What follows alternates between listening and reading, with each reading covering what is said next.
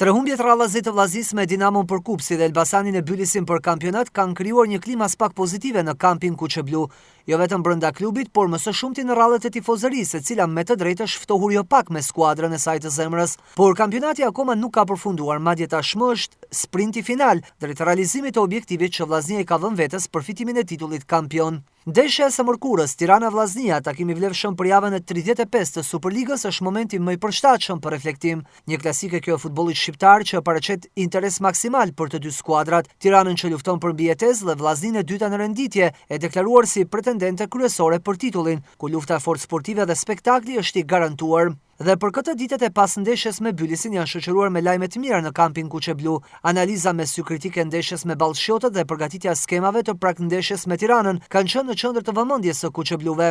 Një javë kjo që nisur nga sfida e vështirë që Elbasani kryesues ka në transfert me Bylisin, me një fitore 3 pikë ndaj Tiranës, Vllaznia shpreson të rikthehet në krye të klasifikimit, por të mos lëshuar atë deri në mbyllje të dueleve të Final Four. Klubi shkodran ka zgjedhur që në prag të kësaj sfide të mos dalë në konferencë për shtyp, duke lënë gjithçka fushës së lojës dhe 90 minutës shit me kryeqytetasit. Krahas klasikës Tirana-Vllaznia që luhet në Selman Stërmasi prej orës 16 të mërkurës, në kalendarin e javës së 35 janë edhe përballjet e Gnatja Partizani, flamurtarit e Uta, Bylis Elbasani dhe Dinamo City Vora, që të gjitha për të luajtur në të njëjtën orë 16.